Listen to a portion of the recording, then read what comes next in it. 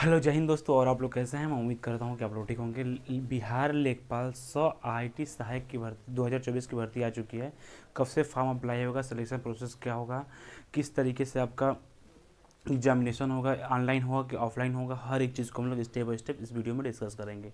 तो जैसा कि हमने अभी आपको बताया कि बिहार लेखपाल 100 IIT सहायक भर्ती 2024 का अपडेट आपका आ चुका है। और इसका हम लोग बहुत पहले भी चर्चा कर रहे थे, मैंने एक बार पहले भी वीडियो बनाया था। तो फाइनली अब फॉर्म आपका अप्लाई स्टार्ट हो चुका है। कब से फॉर्म भरा जाएगा ये भी हम डिस्कस किया जाएगा। टोटल पोस्ट कितना है? टोटल पोस्ट आपका है मेरे भाई 6570 पोस्ट पे आपकी टोटल वैकेंसी है। बिहार लेखपाल 100 IIT सहायक भर्ती 2024 में टोटल पोस्ट कितना है? 6570 पोस्ट है, जिसमें से क्या है, कैटेगरी वाइज वैकेंसी है। पहले हम लोग जनरल के बारे में डिस्कस कर लेते हैं। जनरल की जो है मेल का है 1068 सीट मेल का है, 575 सीट फीमेल का है। टोटल कितना है? 1643 सीट आपका जनरल में है। EWS में 427 सीट मेल का है, 230 सीट फीमेल का है, 657 सीट कितना है EWS का है। BC का कितना है? BC का है 769 BC का है, 414 मेल का है, 414 फीमेल का है, 1183 जो है आपका टोटल सीट है BC में। EBC में कितना है? 1068 सीट है मेल का, फीमेल का 575 सीट है, और टोटल कितना है? 1643 सीट आपका टोटल है। SC का कितना है? SC का 853 सीट SC का मेल के लिए है, फीमेल के लिए 460 सीट है। टोटल कितना है? 1313 सीट आपका क्या है? टोटल सीट आपका है SC में। ST में 85 सीट मेल के लिए, 46 सीट फीमेल के लिए, 131 सीट कितना है आपका टोटल है। यानी कि आपका टोटल वैकेंसी कितना है? टोटल वैकेंसी है 6570 सीट पे आपकी टोटल वैकेंसी है, जिसका एग्जामिनेशन जो आपका एग्ज़ाम होगा वो ऑनलाइन मोड में होगा। यानी कि CBT बेस पे आपका एग्ज़ाम कराया जाएगा। ठीक है, CBT बेस पे आपका एग्ज़ाम कराया जाएगा। और एक चीज़ हम और बता देते हैं, बस एक सेकेंड आप लोग रुक जाइए। हाँ, मेल में टोटल पोस्ट कितना है? मेल का जो आपका टोटल पोस्ट मेरे भाई है 4270 पोस्ट मेल के लिए है। और फीमेल के लिए आपका टोटल पोस्ट कितना है? फीमेल के लिए 2300 जो है वो फीमेल के लिए, 2300 जो है आपका फीमेल के लिए है। और 4570 सीट कितना मेल के लिए है। मोड ऑफ सिलेक्शन, आपका जो सिलेक्शन होगा वो ऑनलाइन बेस पे होगा। अप्लाई डेट, फॉर्म जो है भरना स्टार्ट हो चुका है, 10 तारीख से फॉर्म भरना स्टार्ट हो चुका है। और 10 मई से 9 जून तक इसका लास्ट डेट है। और एक इन्फॉर्मेशन, और जो लोग बिहार के निवासी हैं वो अपना EWS BC EBC जो सर्टिफिकेट होता है उसको आप लोग अप टू डेट कर लीजिए, क्योंकि वो इस फॉर्म में लगेगा। दूसरी बात, अगर कोई भी स्टूडेंट अदर स्टेट का है तो वो इस फॉर्म को अप्लाई कर सकता है एज ए जनरल में। ठीक है, तो इतना चीज़ हो गया है। एज लिमिट क्या है? एज लिमिट जो है 1 मार्च 2024 को, यानी कि फीस के बारे में डिस्कस कर लेते हैं। अगर आप जनरल OBC EWS और अदर स्टेट से बिलोंग करते हैं तो आपको मात्र 500 रुपये फीस देना पड़ेगा। अगर आप SC ST फिजिकल विकलांग और फीमेल कैटेगरी से बिलोंग करते हैं तो आपको मात्र 250 रुपये फीस देना पड़ेगा। एज लिमिट 1 मार्च 2024 को आपका मिनिमम एज जो है 1 मार्च 2024 को आपका मिनिमम एज 21 साल होना चाहिए, और मैक्सिमम 45 साल तक आपका फॉर्म भर सकता है एज ए जनरल मेल। ठीक है ना, मिनिमम 21 साल और मैक्सिमम 45 साल।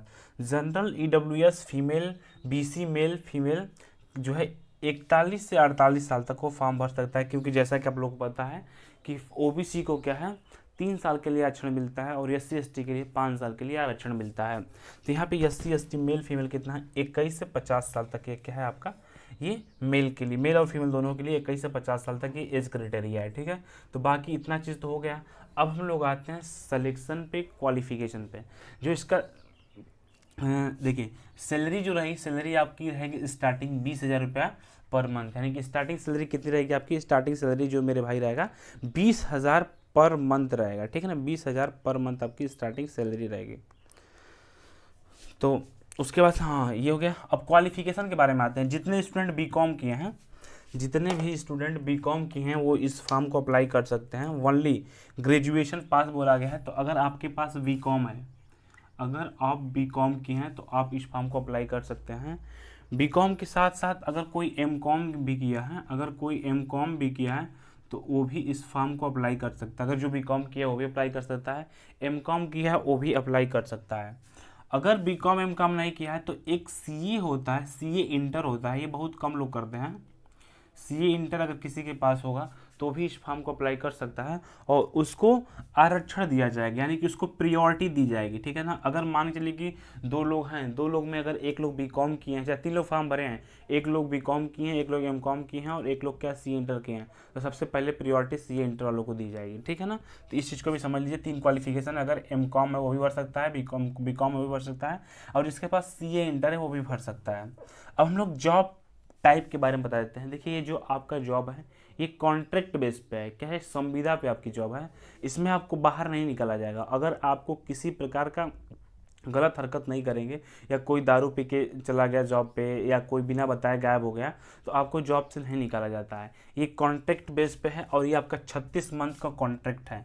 36 मंथ का जो है आपका कॉन्ट्रैक्ट है, 36 मंथ का जो है आपका कॉन्ट्रैक्ट है, यानी कि 3 साल का क्या है आपका कॉन्ट्रैक्ट है, ठीक है ना। 3 साल का आपका कॉन्ट्रैक्ट है, आपको बाहर नहीं निकाला जाता है, आपका उसी में इंक्रीमेंट होता रहता है, लेकिन आप एक सिस्टमेटिक ढंग से रहेंगे तब। अगर आपकी हरकतें अच्छी नहीं रहेगी तो आपको बाहर निकाला जा सकता है, ठीक है ना। लेकिन हाँ, ये कॉन्ट्रैक्ट बेस पे है, ये चीज़ है। बाकी सिलेक्शन आपका कैसे होगा, सिलेक्शन 50% जो है आपका एकेडमिक क्वालिफिकेशन रहेगा, 50% जो है आपका एकेडमिक क्वालिफिकेशन रहेगा और 50% जो है आपका जो सीबीटी एग्ज़ाम होगा, सीबीटी जो एग्ज़ाम होगा उस दोनों को मिला के आपका सिलेक्शन होगा। यानी कि 50% एकेडमिक क्वालिफिकेशन और 50% सीबीटी का जो क्वालिफिकेशन है। और मैंने पूरा नोटिफिकेशन पढ़ लिया है, उस पूरे नोटिफिकेशन में अभी आपके सिलेबस के बारे में डिस्कस नहीं किया गया। तो जहाँ तक मुझे लग रहा है कि आपका सिलेबस एमकॉम से रिलेटेड हो सकता है, जनरल अवेयरनेस रिलेटेड हो सकता है, करंट अफेयर्स रिलेटेड हो सकता है, बाकी थोड़ा मोड़ा मैथ रीजनिंग भी आ सकता है, लेकिन अभी कोई ऑफिशियल इनका सिलेबस जारी नहीं हुआ है, तो सिलेबस के बारे में अभी कुछ पता नहीं चल रहा है। बाकी हमने आपको बता दिया कि सैलरी 20,000 पर मंथ रहेगी। और उसके बाद से क्या है, अदर स्टेट जो है एज ए जनरल में फॉर्म अप्लाई कर सकते हैं। क्वालिफिकेशन एमकॉम बीकॉम और सीए जिसके पास तो वो इस फॉर्म को अप्लाई कर सकता है। और मेरे अकॉर्डिंग इस फॉर्म को भरना चाहिए क्योंकि बहुत अच्छी जॉब है। इसके साथ साथ आप आगे पढ़ाई भी कर सकते हैं, आपको 20,000 पर मंथ सैलरी भी दी जाएगी, ठीक है। तो ये आपका पूरा कंप्लीट प्रोसेस है। अगर किसी स्टूडेंट को किसी प्रकार की कोई प्रॉब्लम होगी, कोई डाउट होगा या कहीं कन्फ्यूजन होगा, एक ऑफिशियल नोटिस है, उसको भी हम लोग पीडीएफ के माध्यम से समझ लेते हैं, फिर उसके बाद से मैं आपको बताता हूँ। ये दोस्तों, ये मैं आपको नोटिस दिखा रहा हूँ, ये ऑफिशियल नोटिस है। बिहार ग्राम स्वराज योजना सोसाइटी पंचायती राज डिपार्टमेंट में आपका वैकेंसी है, गवर्नमेंट ऑफ बिहार की तरफ से ही है दोस्तों, ठीक है। ये भी ध्यान रखिएगा। मगर ये जो वैकेंसी आपका है ना, देखो डिटेल्स विज्ञापन यहाँ पर दिया गया, कैटेगरी वाइज पोस्ट भी देख सकते हो कितना कितना है। ऑनलाइन आपका एग्जाम होगा और 20,000 आपका सैलरी है। बीकॉम या एमकॉम या सीए इंटर कर रखा है, सीए इंटर वालों को प्रेफरेंस मिलता है, वो तो मैंने आपको ऑलरेडी डिस्कस कर लिया। बाकी दोस्तों यहाँ पर देखो, सबसे पहले वैकेंसी की हम बात करें ना, यहाँ पर पढ़िएगा अप्लाई डेट वगैरह पहले का था, तो दोस्तों नया डेट आया है, तो वो मैंने आपको बोर्ड पर डिस्कस किया है, पहले का डेट है। लेकिन नोटिफिकेशन और ये फी हो गया, एज के बारे में मैंने ऑलरेडी बता दिया। अब वैकेंसी देखो, यहाँ पर 50% का जो वेटेज है एजुकेशनल क्वालिफिकेशन का और 50% आपका एग्जाम का। यहाँ पर सिलेबस का डिस्कस नहीं किया गया। बाकी जो सक्सेसफुल कैंडिडेट होंगे वो दोस्तों एज एक IT com assistant Bihar Gram Swaraj योजना सोसाइटी में काम करेंगे, जिसको BGSYS कहते हैं, फॉर मैक्सिमम पीरियड, मतलब अधिकतम सीमा 36 महीने 36 मंथ का दिया गया है, ठीक है। कॉन्ट्रेक्चुअल बेस पे है। यहाँ पर ये भी दिया गया, देखो ये है ना, आउटसोर्सिंग के माध्यम से होगा। आउटसोर्सिंग मतलब आपका आउटसोर्स किया जाएगा, आपका कॉन्ट्रेक्चुअल बेसिस पे होगा, ठीक है। अपॉइंटमेंट लेटर ये सब दोस्तों आपका चीज़ें हैं, तो आपका परफॉर्मेंस के आधार पर ये सब चीज़ें हैं।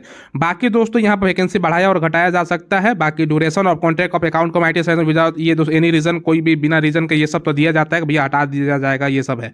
तो ये सब चीज़ें हैं, तो आपको अप्लाई करना तो कर सकते हो। आगे का चीज़ कौन जानता है कि बाद में परमानेंट कर दे, क्या कर दे। बाकी दोस्तों ये सब चीज़ें हैं। बाकी सिलेबस कहीं पर है नहीं, तो मैंने आपको डिटेल्स में बताया भाई। हाँ, जॉब कहाँ पर होगा ये भी यहाँ पर देखो, आप पढ़ोगे ना तो यहाँ पर सब चीज़ें आपको डिटेल्स में बताया गया होगा, ठीक है। बाकी रिक्रूटमेंट के बारे में वैकेंसी कम ज़्यादा हो सकता है, और यहाँ पर सारा कुछ मैंने बता दिया जो मोटा पीडीएफ के माध्यम से जो कहाँ कहाँ कैसे कैसे आपकी जॉब लगेगी और बाकी जो डिटेल था वो आप लोगों ने समझ लिया होगा। और ये पूरा आपका कंप्लीट इन्फॉर्मेशन है। अगर किसी स्टूडेंट को किसी प्रकार की कोई डाउट हो, कोई कन्फ्यूजन हो, तो मेरे यूट्यूब के डिस्क्रिप्शन में टेलीग्राम चैनल है, व्हाट्सअप नंबर है, आप उनसे वहाँ से कॉन्टैक्ट कर सकते हैं। मिलते हैं हम लोग को नेक्स्ट अपडेट में। धन्यवाद, जय हिंद। अगर आपको ये वीडियो पसंद है तो अपने ग्रुप में शेयर करिएगा। धन्यवाद, जय हिंद।